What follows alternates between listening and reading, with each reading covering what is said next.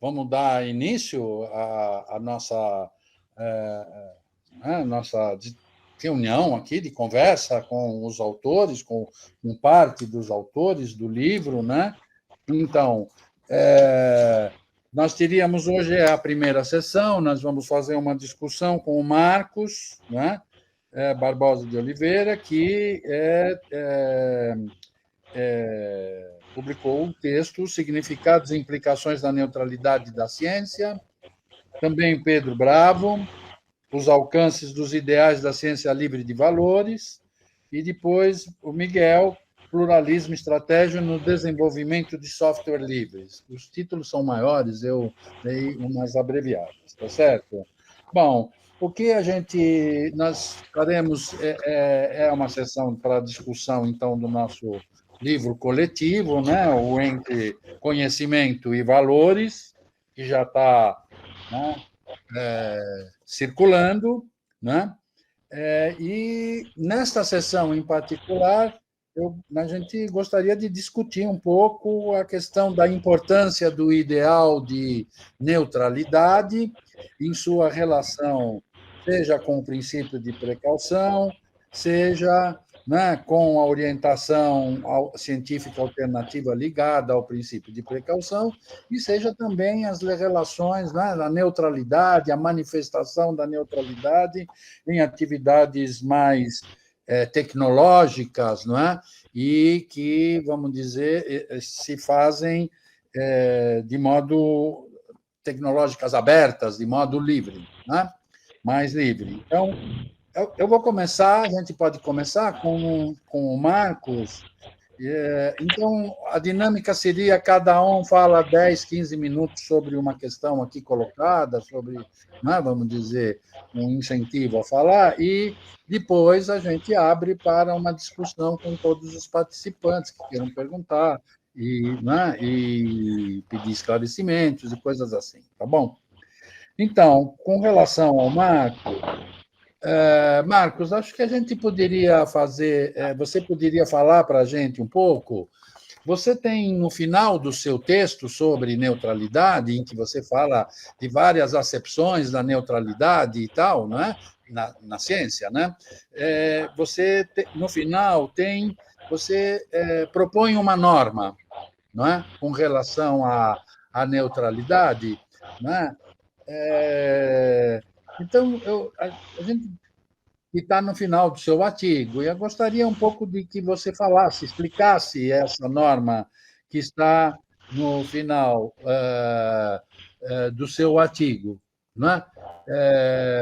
Quer dizer, um pouco qual é o racionale dessa, né, dessa norma e tal, e aí você pode, então,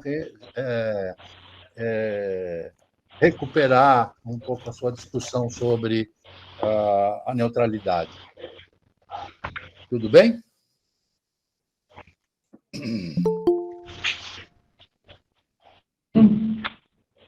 Tudo bem. Aqui.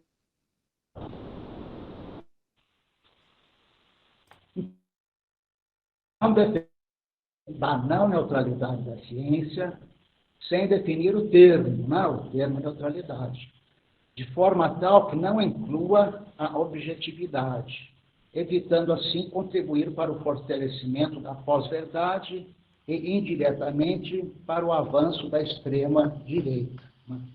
Então, o que vem antes dessa conclusão, dessa proposta final, é um estudo sobre a neutralidade em que eu distingo cinco acepções ou 5 sentidos do termo neutralidade quando aplicada à ciência.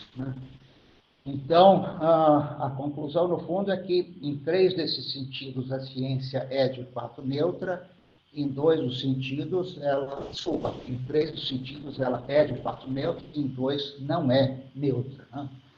Então, esses sentidos envolvem a ideia da ciência, eu analiso em termos assim, a proposição, a ciência é neutra porque X. Então, para cada um dos significados, corresponde a um dos valores desse X. Então, nós temos, primeiro, o valor da... Vou pegar aqui para não me equivocar,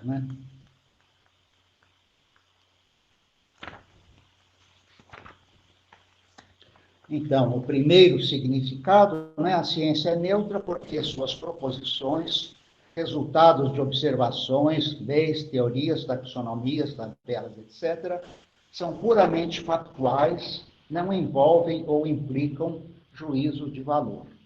Essa definição é muito próxima do que o Leite chama de neutralidade cognitiva, né? E essa é uma questão,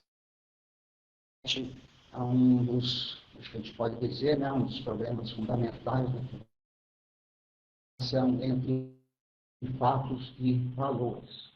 A maneira que eu evitei de entrar nesse terreno assim tão complexo foi recorrer a alguns exemplos, né? Exemplos do tipo, valor. A carga do elétron é 1,6 vezes a 2,2 elevado a 19 coulombs, ou então a matéria na razão direta das massas, na razão direta do quadrado das distâncias.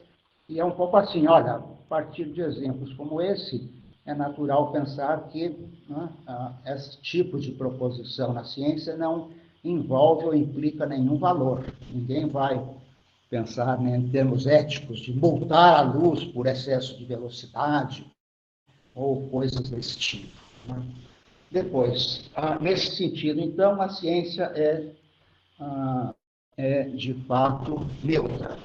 Segundo sentido, em que a ciência também é neutra, é o que eu chamo de neutralidade ética. É uma visão muito comum, né, presente no senso comum, de que a ciência é neutra porque pode ser aplicada para o bem ou para o mal. Existem algumas críticas a esse tipo de norma, né, mas eu acho que não são muito isso.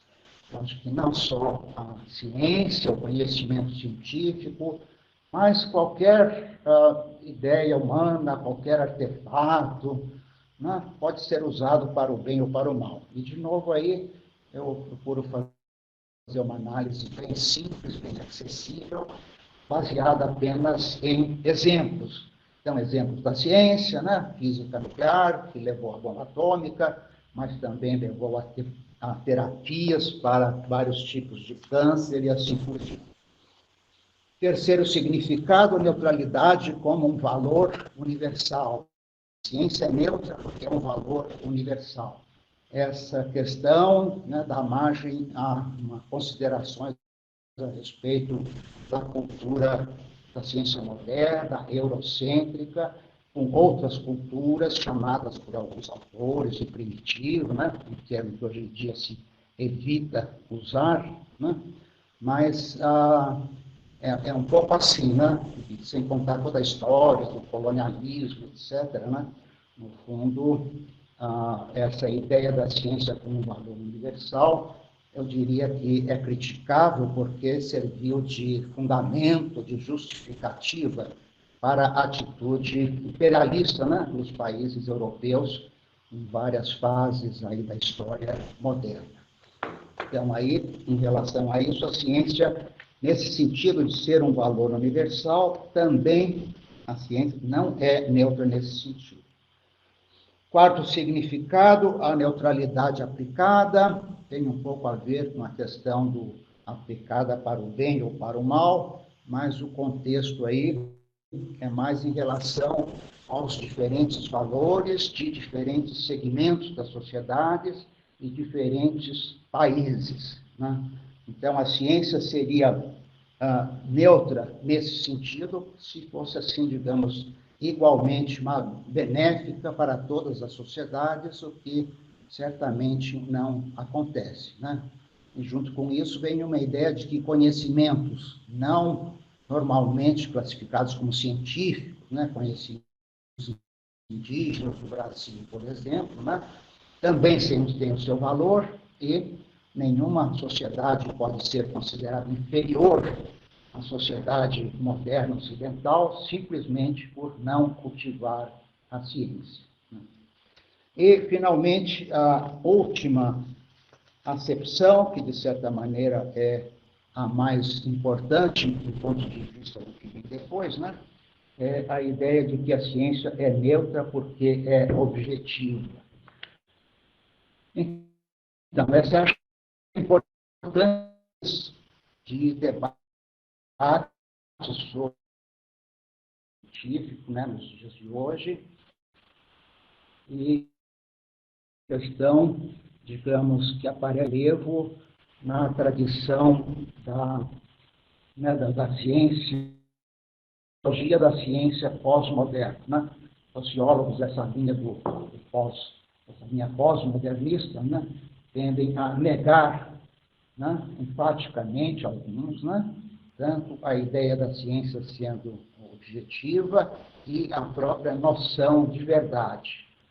A minha resposta a isso, digamos assim, parte do princípio que a gente não deve tomar a ideia da ciência ser neutra como algo que faz parte da essência, né, ou da natureza, né, fundamental da ciência, mas, assim, né, a ideia de que essa questão da neutralidade, da objetividade, se coloca como um processo, né?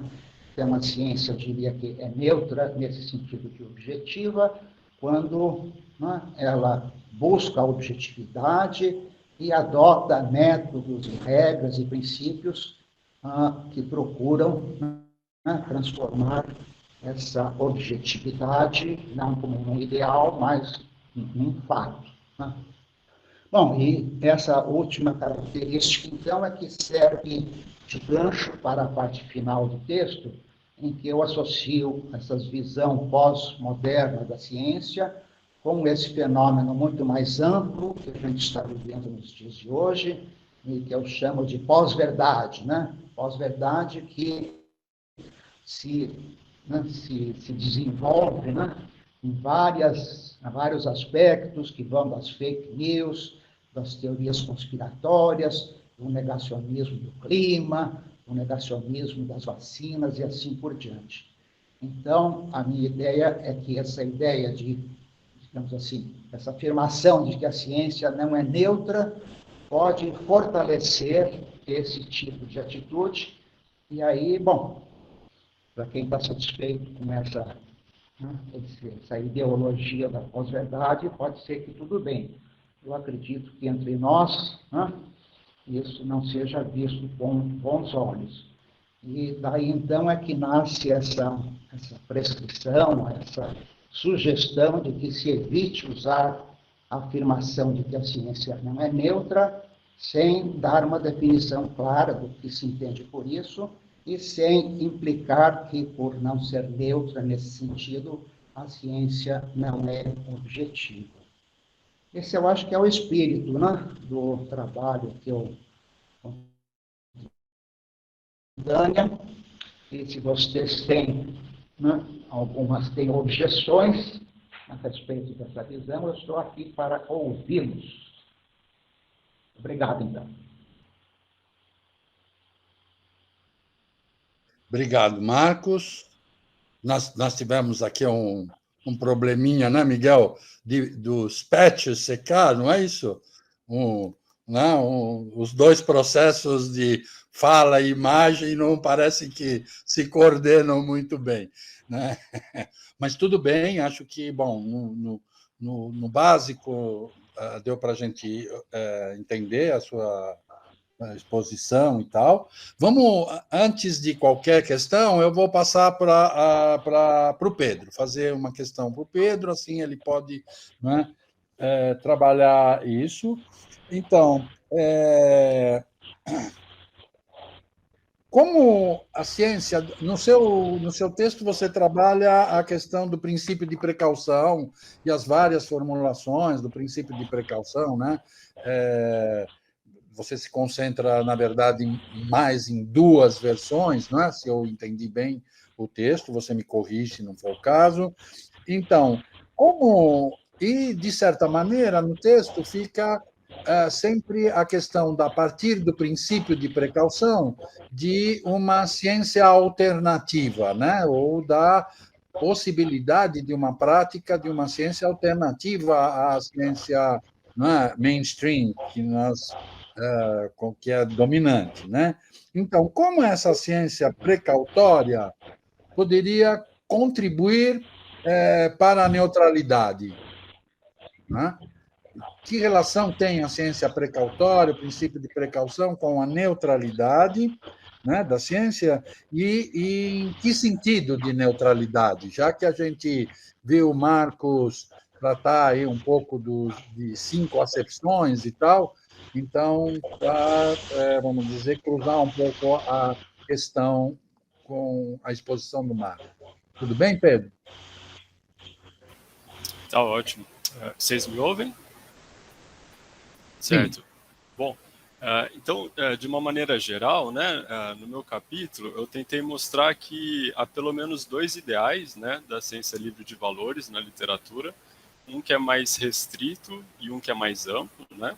O restrito ele está presente no trabalho da Heather Douglas, Matthew Brown, do Kevin Elliott, e ele trata de momentos inferenciais da atividade científica, né, concluindo alguma hipótese a partir de alguns dados.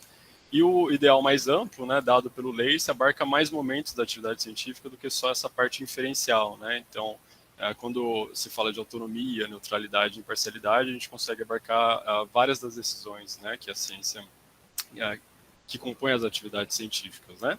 E aí eu tentei mostrar que para algumas discussões o ideal restrito ele é muito fecundo, é muito produtivo, tem gerado muita literatura, impactado a atividade científica de vários cientistas. Mas para outras discussões, essa visão mais ampla do ideal da ciência livre de valores consegue abarcar mais algumas discussões socialmente relevantes, como o do princípio da precaução, e até unificar mais alguns elementos da literatura, né? Como um argumento que eu coloco ali para restringir, de uma certa forma, pesquisas sobre diferença cognitiva sobre gênero, né? Então, ser uma limitação da autonomia, e dá para discutir esse argumento uma vez que a gente tem essa posse da noção de autonomia, né?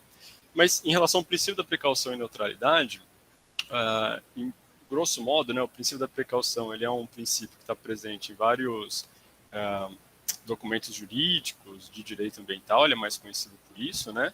E ele diz basicamente que se há uma ameaça ao meio ambiente ou à saúde humana e essa ameaça é incerta, não tem conhecimento científico consolidado sobre ela, ainda assim a gente pode tomar alguma medida para mitigar, né, essa ameaça. E há várias interpretações do princípio da precaução, então a gente tem uma medida específica, impedir aquela atividade, paralisá-la. Há uma interpretação epistêmica, né, quer dizer, quando há essas ameaças, nossos modos de avaliar hipóteses devem mudar de uma maneira a superestimar riscos, a proteger mais o meio ambiente ou a saúde. E há uma interpretação como requerimento procedimental, né, que se refere a condições para ação, por exemplo, na cláusula de inversão do ônus da prova, em alguns ordenamentos jurídicos, tal, né? Mas na relação do princípio com a ciência, ao meu ver, há pelo menos 3 maneiras em que o princípio da precaução se relaciona com a ciência, né? Primeiro, ele se embasa em algumas evidências científicas, né, ainda que incertas, para justificar alguma ação, né? Essa é uma maneira. A segunda é que, na sua interpretação epistêmica, o modo de avaliar hipóteses pode mudar, de modo a superestimar riscos para proteger o meio ambiente, a saúde humana.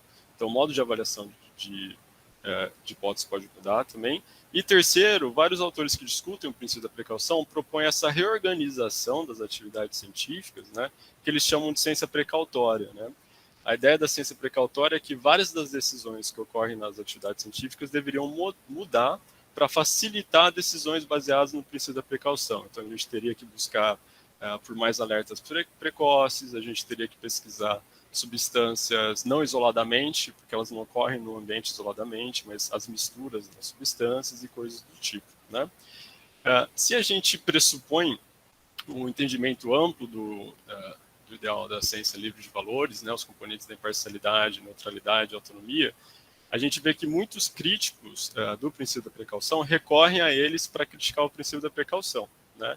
Então, pegando especificamente, né, o conceito da neutralidade, eles vão dizer que aplicações do princípio da precaução promovem o status quo, a natureza, em detrimento do desenvolvimento econômico, algo assim, né? Então, há um privilégio de alguns valores em detrimento de outros, né? Seria nesse sentido que ele estaria minando a neutralidade.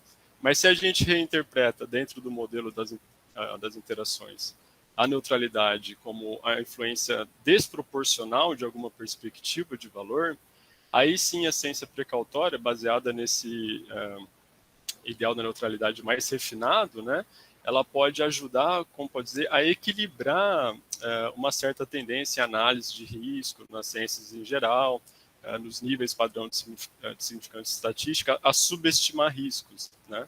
Porque há uma influência desproporcional. E aí, se a gente tem ela, a ciência precautória ajudaria a equilibrar um pouco isso. Então, ela ajudaria aos poucos a corrigir, né, esse desnível, vamos dizer, na avaliação dos riscos, conforme esses autores, filósofos, juristas, cientistas ambientais, principalmente, né, que propõem essa reorganização da ciência, chamada ciência precautória, né?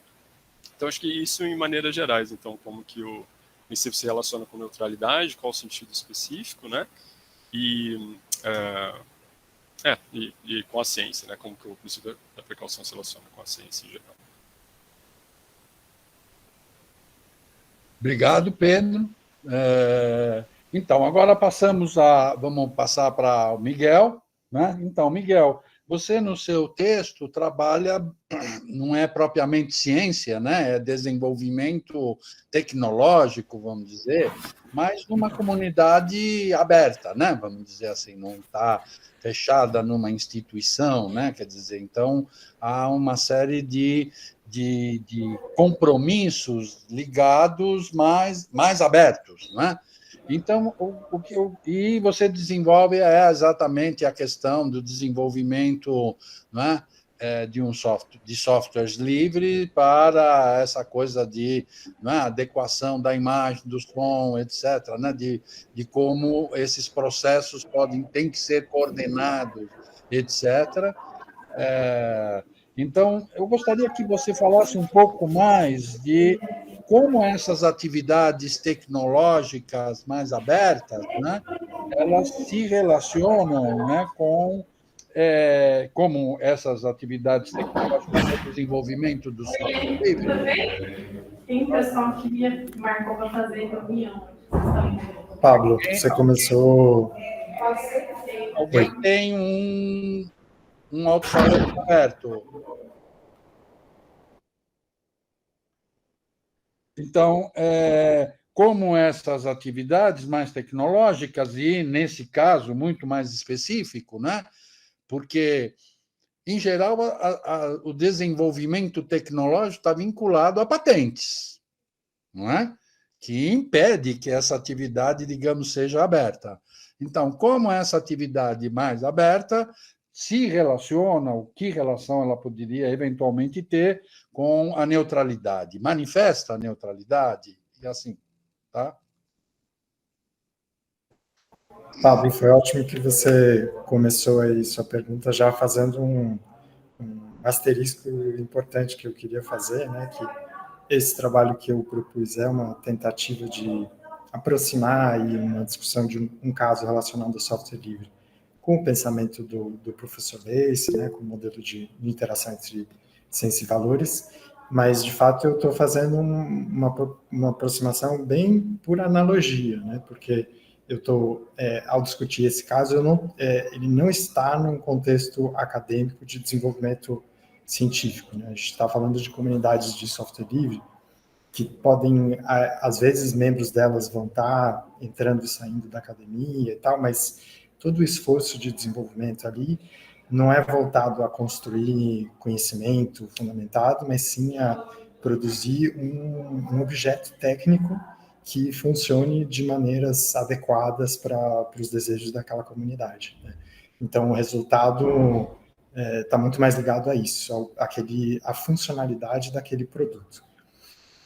Mas eu encontrei, e um pouco a intuição era essa, de que a gente teria alguns paralelos interessantes com o pensamento do Lacey, né?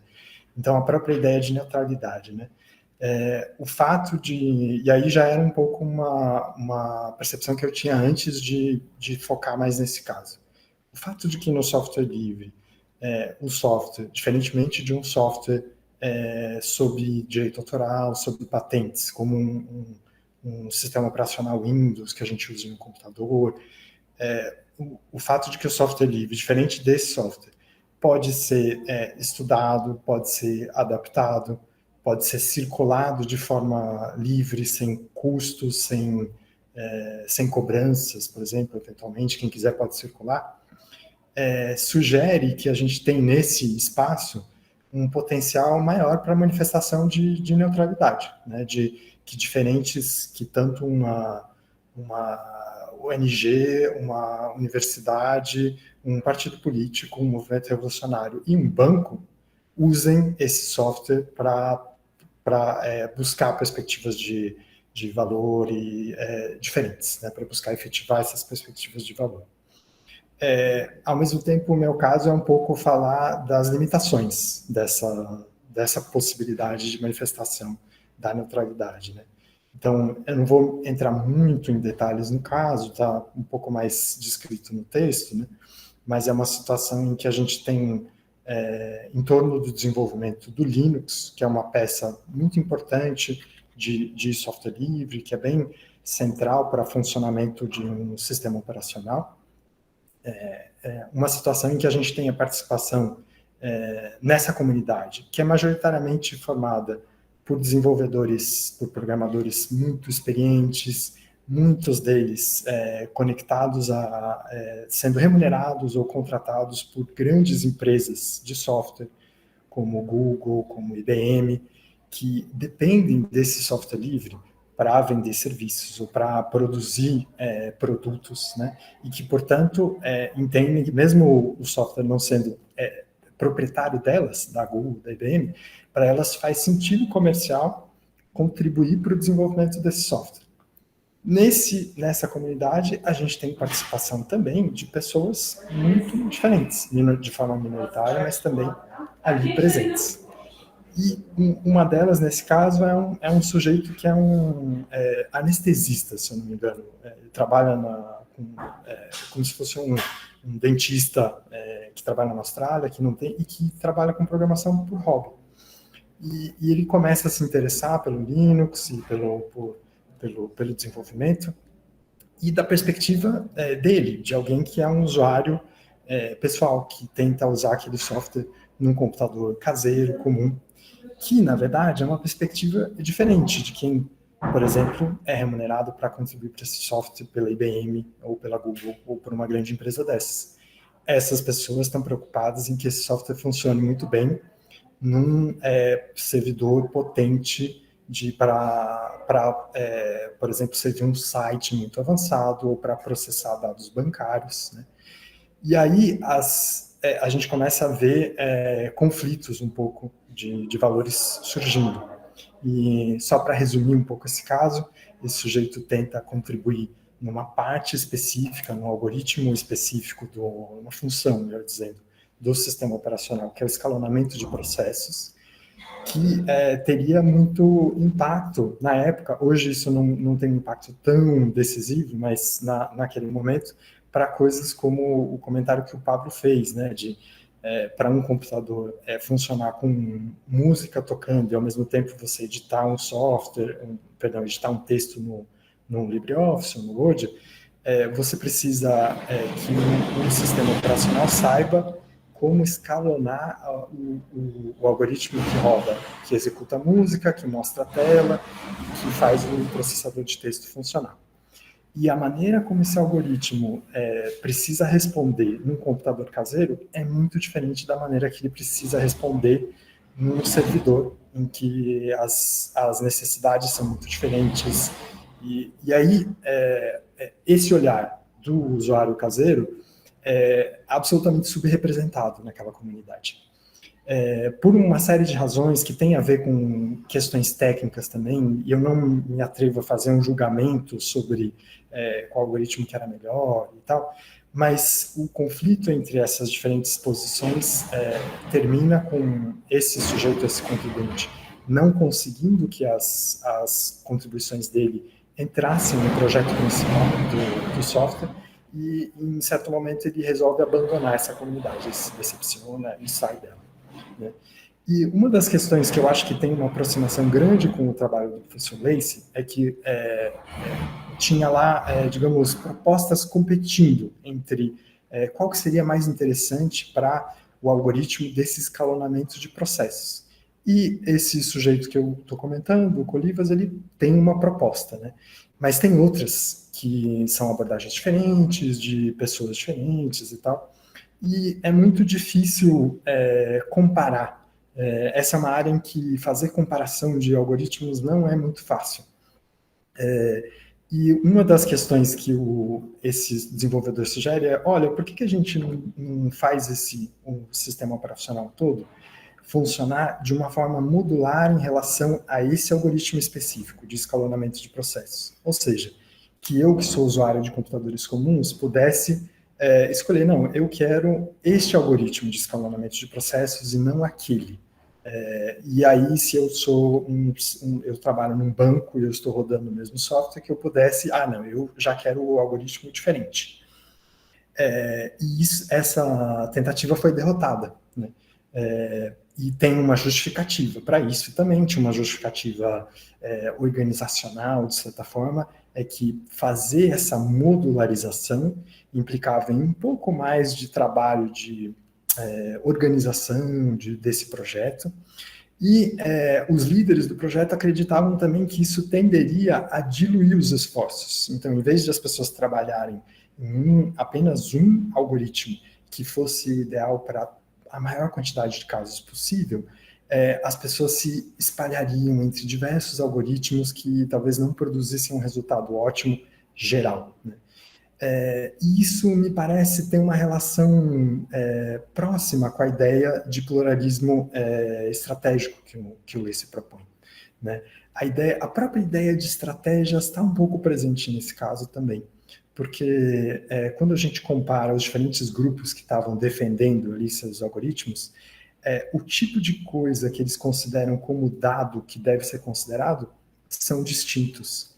Então, o sujeito amador, ele considera como dado os relatos de participantes externos, que nem eram desenvolvedores, mas que falavam, olha, quando eu instalei o seu software, funcionou melhor, quando eu instalei o seu algoritmo.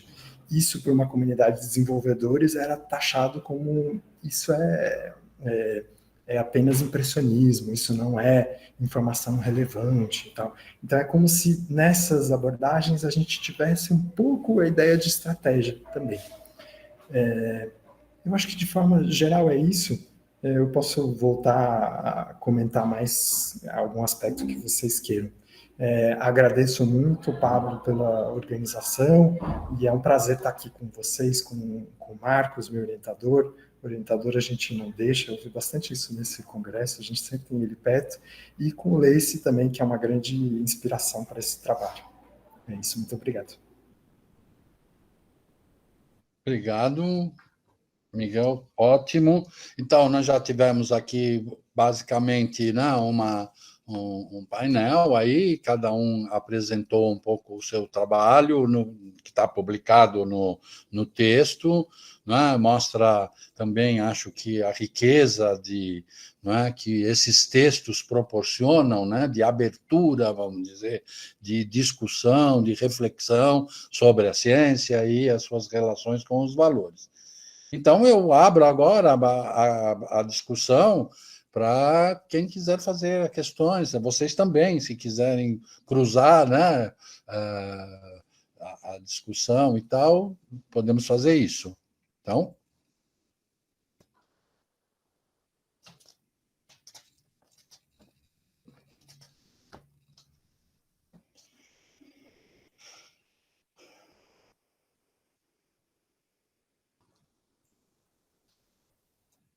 ninguém?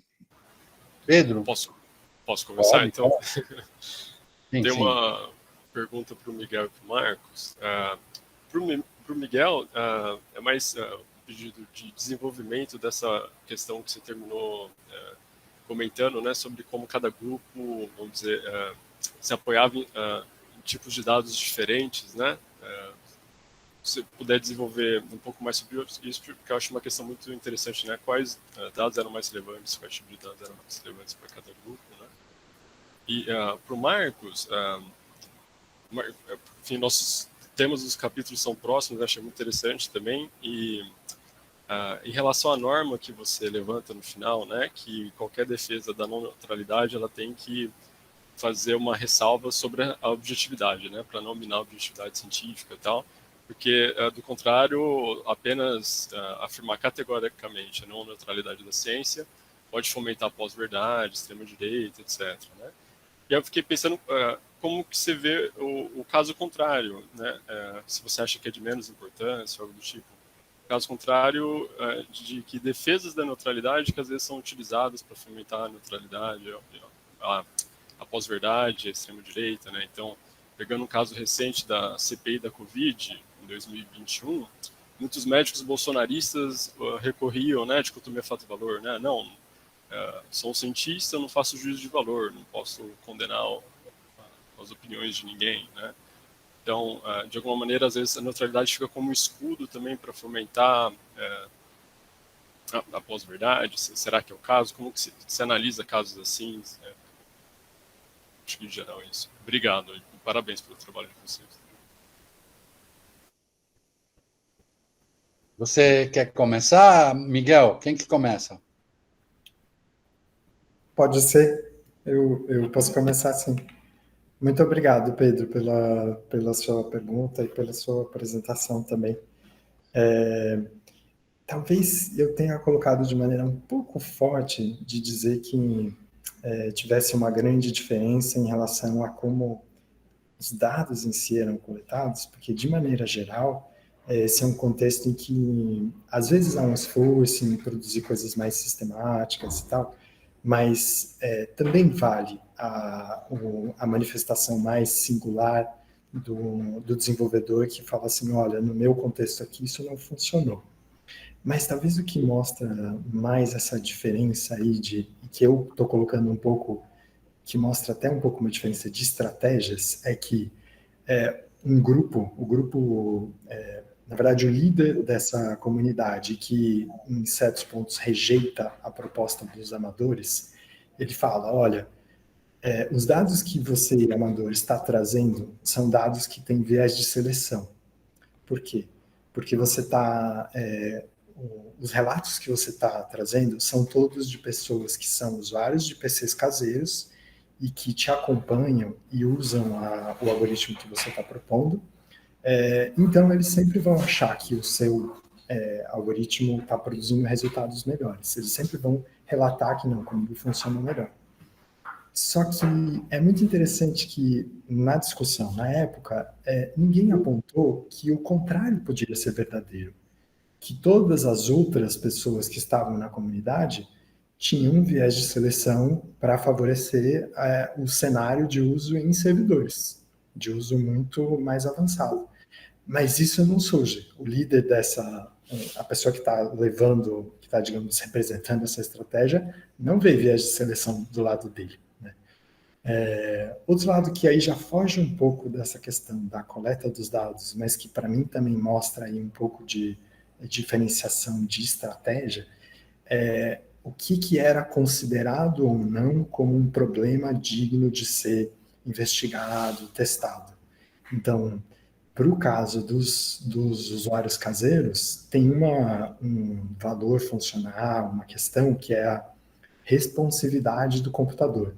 Se o meu computador, e aí isso tem a ver um pouco com a história dos escalonamentos, até com a brincadeira que o Pablo falou, se eu mexo o mouse, né, eu mexo o meu mouse, eu toco no trackpad do meu computador, e a seta demora para andar na minha tela, a gente, no mesmo momento, a gente sente que isso é um problema, que o computador não está funcionando bem. Essa relação entre o meu movimento e o movimento na tela pode ser chamada de responsividade, é uma das maneiras da gente trazer essa ideia.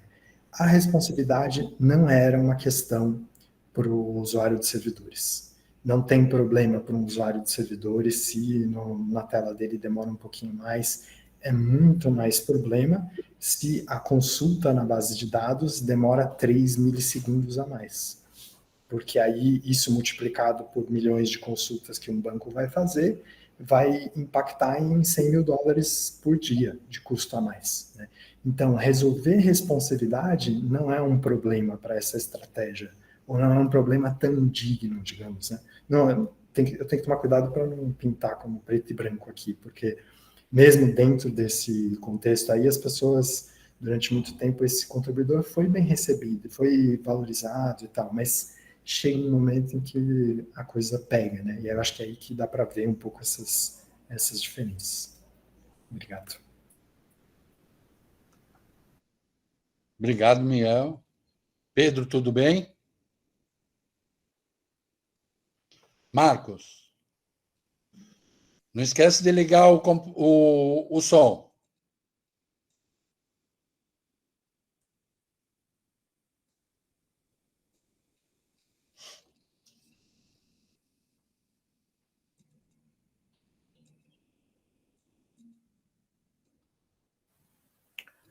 Está sem som, professor. Marcos, não estamos te ouvindo. O som está desligado.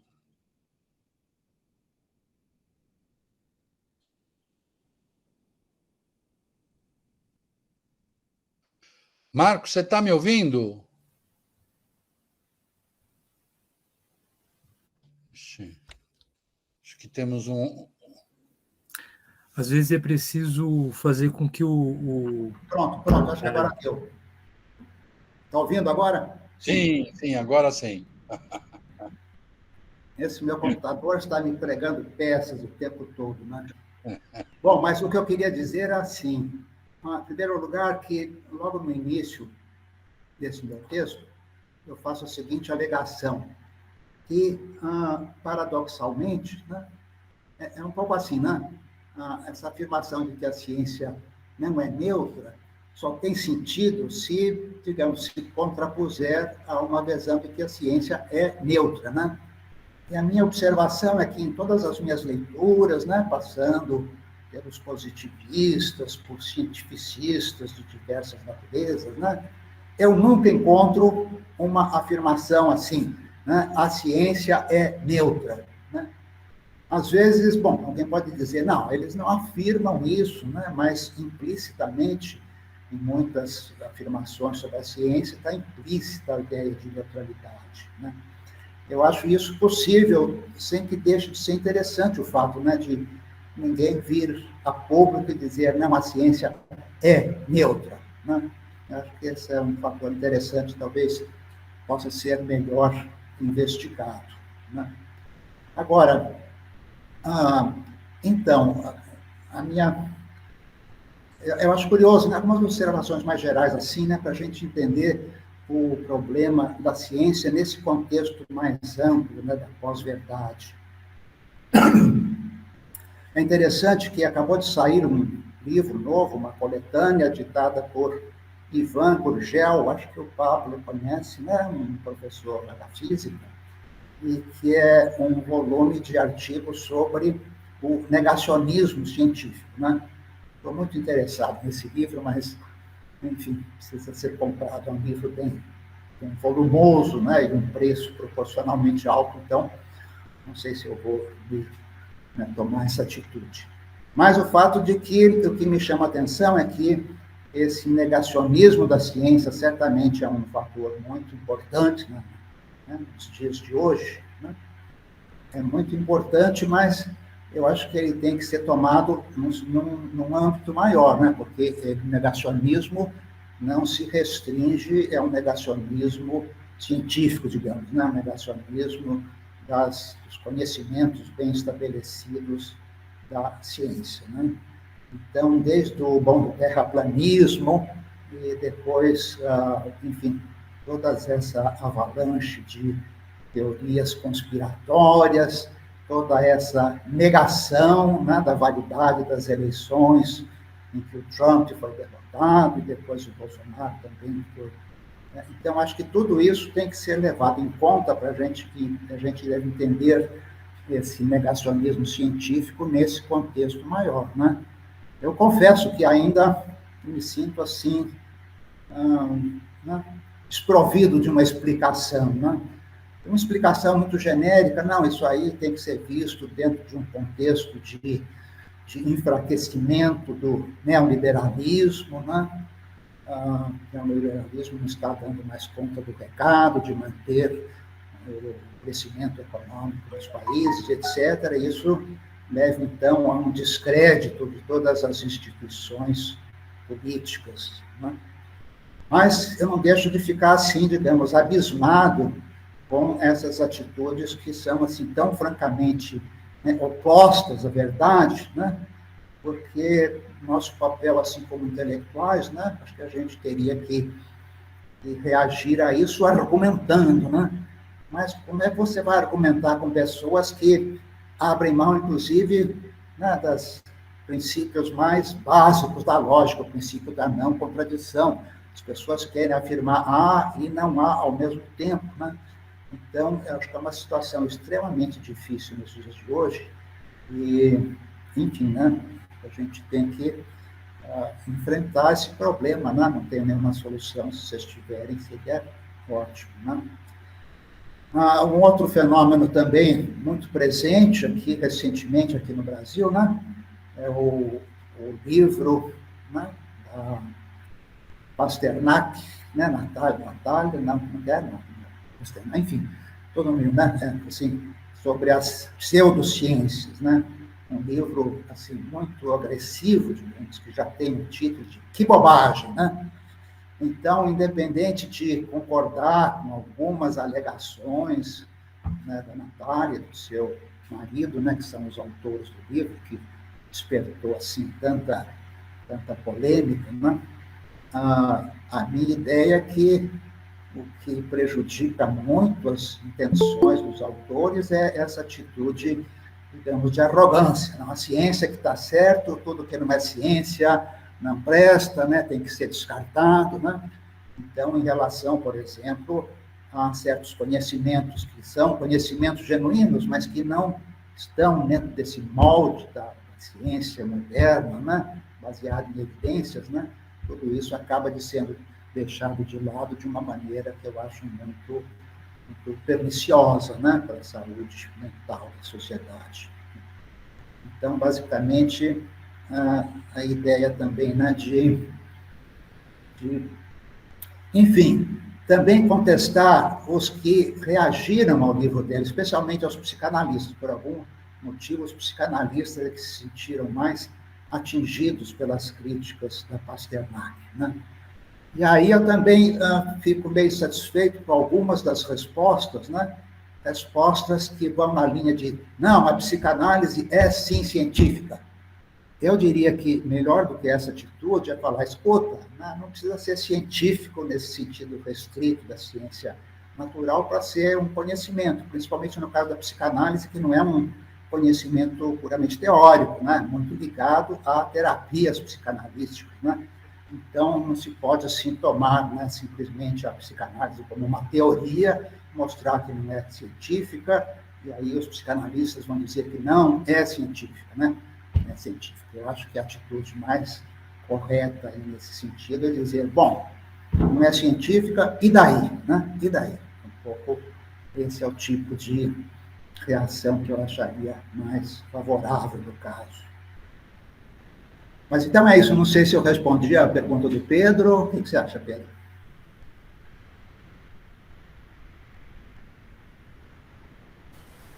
Obrigado, professor. Estou satisfeito, né? Esses outros pontos se levantou também. Obrigado. Marcos, há pedidos para que você, por favor, diga o título mais claro dos dois livros que você receitou, aos quais você se referiu. É o livro da Pasternak, como é que chamam? Qual é o título do livro? Da Pasternak, vamos ver se eu lembro. Que bobagem. Tá? Que bobagem. Que bobagem. Bobagem. Mas é isso, eu não sei se é o subtítulo ou o título, eu sei que tem um título e um subtítulo que eu não estou... Esse é o título, professor. Que bobagem. Que bobagem, é. E o outro livro que você se referiu é? O outro livro eu precisaria... É do Ivan Gurgel, não é isso? O Ivan Gurgel é o editor. Ele é o organizador, certo? Uhum. Não é sobre alguma coisa sobre é possível confiar na ciência, alguma coisa desse tipo? Sim, sim, tem um pouco disso, né? Mas, digamos assim, é uma reação a um negacionismo científico, né? Então, vamos argumentar que a ciência é confiável, né? Mas o título, peraí, minha memória está muito ruim. Por que confiar nas ciências? Já tem por que confiar nas ciências, né? Organização Ivan Gurgel, tá bom, ótimo. Assim as pessoas que pediram os títulos têm aí os 2 títulos desses livros. Né? Muito bem. Mais questões? O professor Eutzi levantou a mão. Sim. Então, Ehud, é isso? Ehud. Isso mesmo. Isso. Ele gostaria, então, de fazer umas questões. Então, eu agradeço as exposições, muito interessantes, e enquanto vocês fizeram, me ocorreu a ideia que há um paralelo, numa certa forma, que a neutralidade se expressa em software livre, por outro lado, e ciência no outro lado. No software livre, há uma ideia ideológico muito forte que você não deve prescrever o uso que em qual essas tecnologias são usadas. É uma certa forma de expressar uma ideia de neutralidade. Se você dispõe software livre, pode ser usado para o bem ou para o mal, é uma plataforma, é livre. Na ciência, fazendo um paralelo, eu acho que há essa mesma ideia, às vezes, que o conhecimento é gerado e não é a responsabilidade do cientista de dizer como esse conhecimento é usado. Então, me ocorreu esse paralelo e dizendo que na ciência, por exemplo, nas biociências, há sim contra essa ideia de suposta neutralidade, há uma certa criação de normas. Por exemplo, há convenções, há normas que você não mexe no genoma humano, né? Na linha que pode se propagar.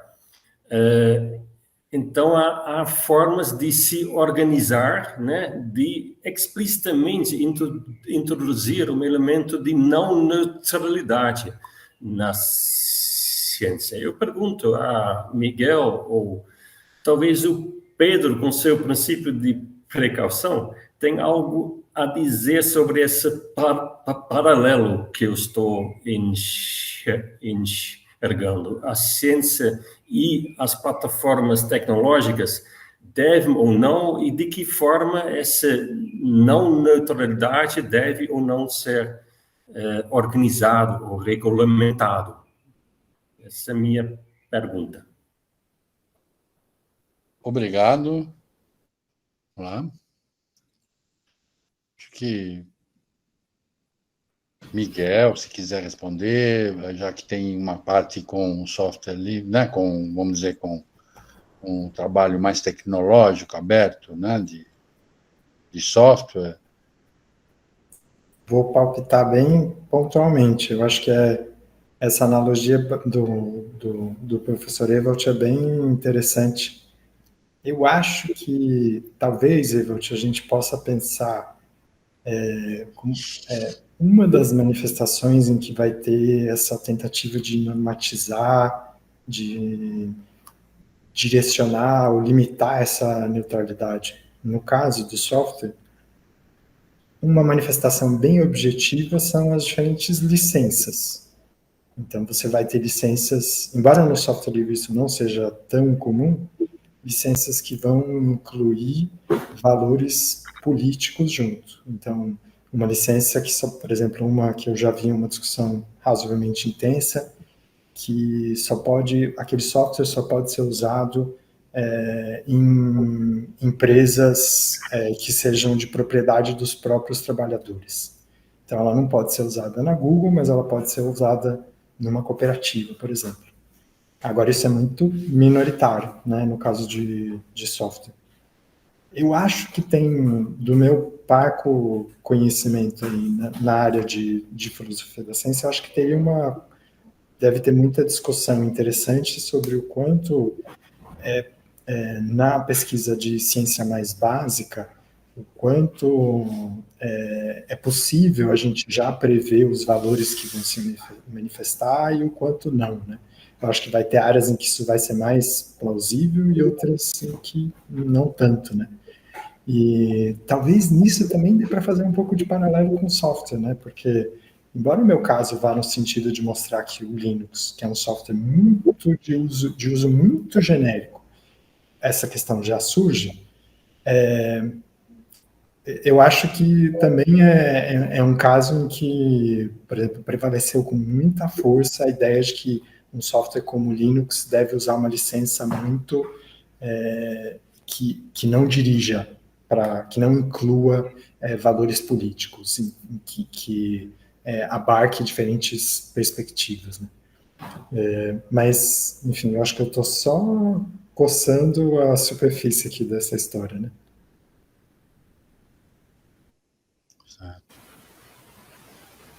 Obrigado, Ruth. Interessante sua questão também,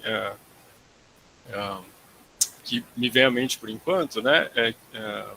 Acho que primeiro, acho que neutralidade tem muito a ver com a quais interesses servem, né, um determinado corpo de conhecimento científico, né? Então, se a gente pegar não uma pesquisa em particular, mas um conjunto de pesquisas, não sei, na agricultura, que se focam, né, no quanto que determinada semente pode produzir, melhoramento genético dela, isso pode beneficiar alguns grupos e não outros, né? Ao passo que se a gente faz pesquisa relacionadas, sei lá, à soberania alimentar, isso beneficia alguns grupos e não outros, né?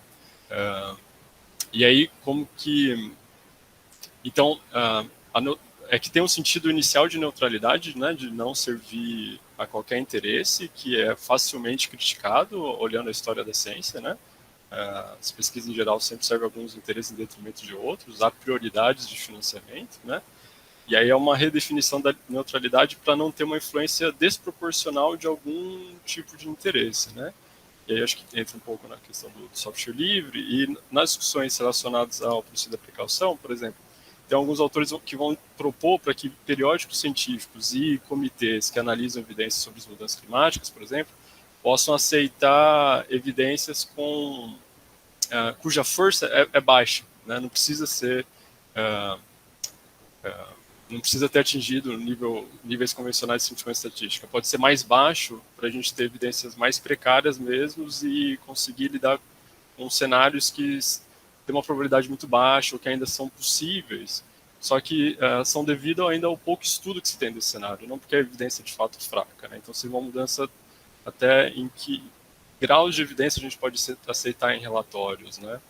E um outro caso interessante que talvez tenha relação com o exemplo que você trouxe, professor, são as pesquisas de duplo uso, né? Então, reconstruir o genoma de algum vírus e isso poder ser utilizado para o mal ou não, né? Para um fim ruim ou não. São chamadas pesquisas de duplo uso que sofreram várias restrições, né? Então, mesmo antes de publicar, tem que passar por alguns comitês para saber se tem informação que pode ser utilizada por algum grupo com um fim danoso ou não, né?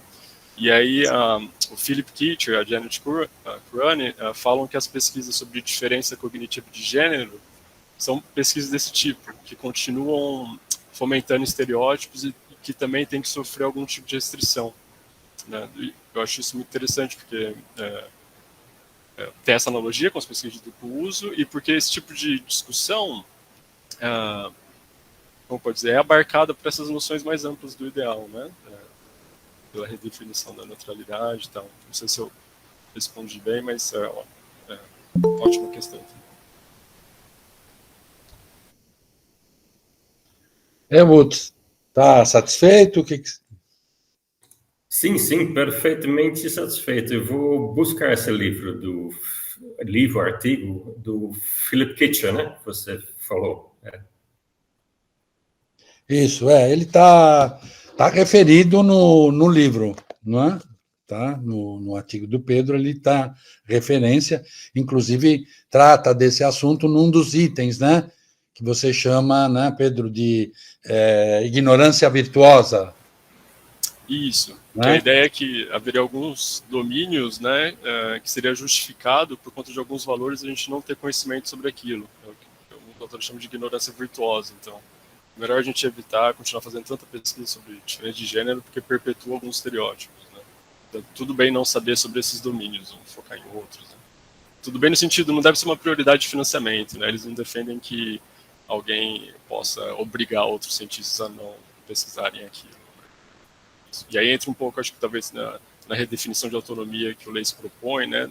Dessas decisões de prioridade terem um input, né, de deliberação, não somente dos cientistas, mas de representantes da população em geral, para decidir o que deve ser prioridade ou não. Acho que ajudaria a lidar com esses casos.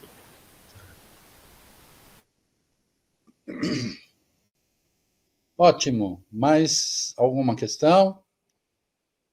Leisa, você quer pôr alguma questão? O som. O som. Não, eu não tenho questões hoje. Estou ouvinte hoje. Só isso. Ok.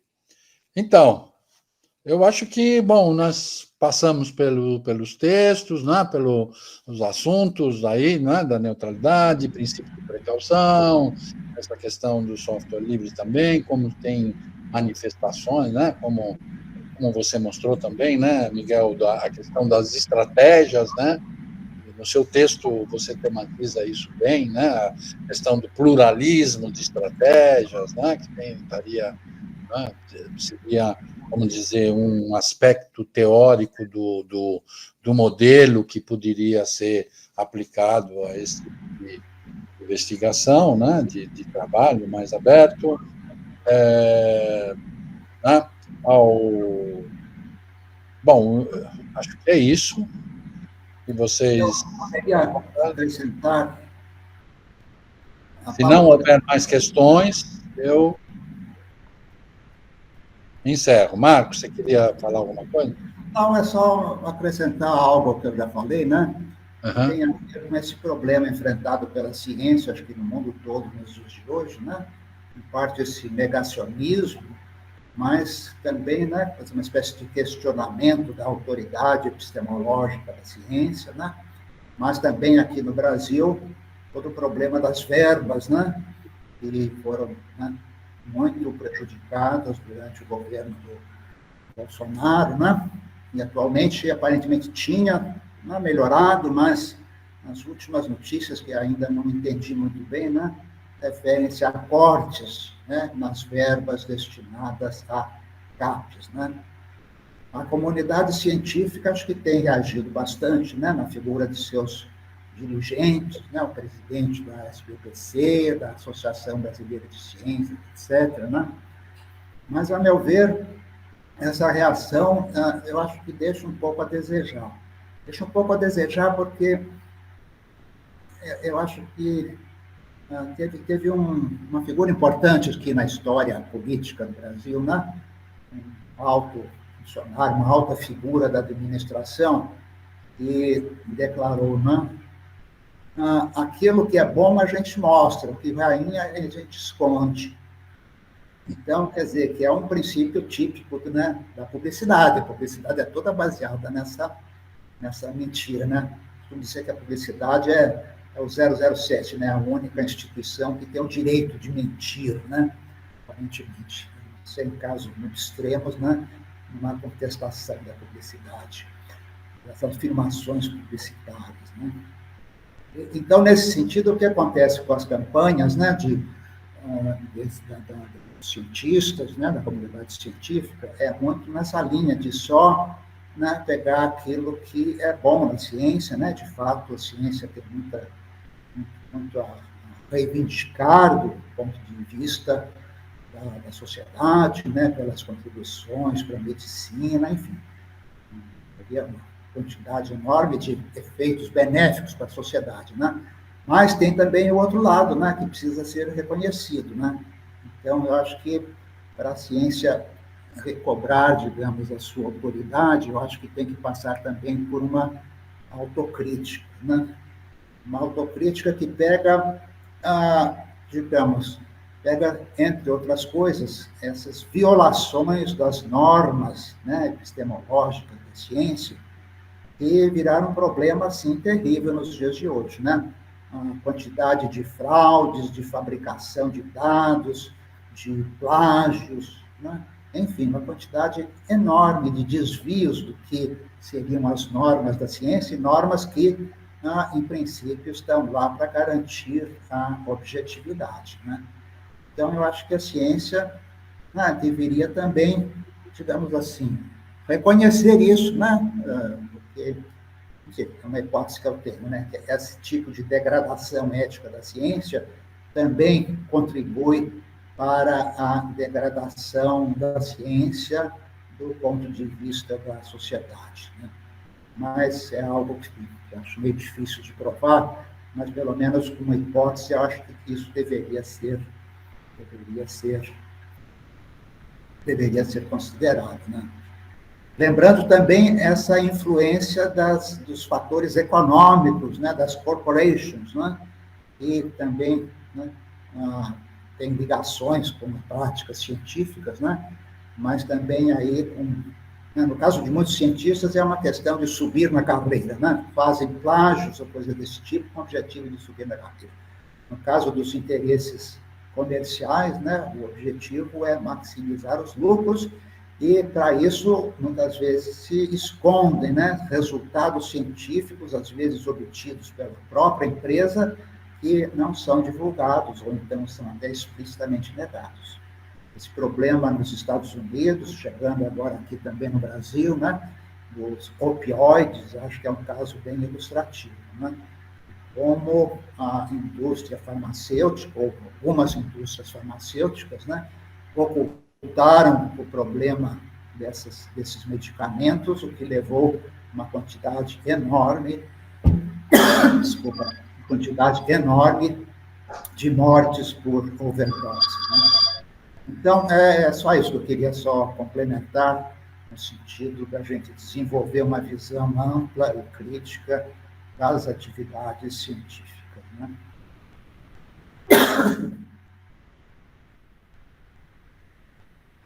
Obrigado, Marcos.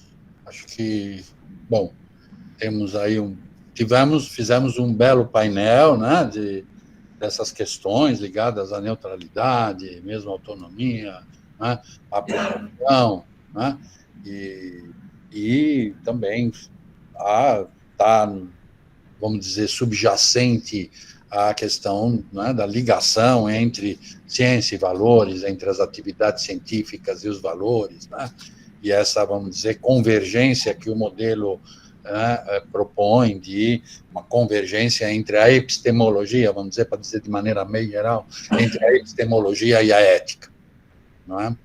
De modo que as atividades científicas não estão desligadas, né, de aspectos éticos importantes, né? Muito bem, eu agradeço a todos, eu acho que já cumprimos a nossa discussão, né? A menos que alguém me interrompa e diga, não, eu tenho mais uma questão, gostaria que fosse respondida, mas, em caso contrário, muito bem, agradeço a todos, e até a próxima, né? Que nós teremos uma próxima reunião na próxima segunda-feira, né? Com outros autores do livro. Tá bom? Grande abraço.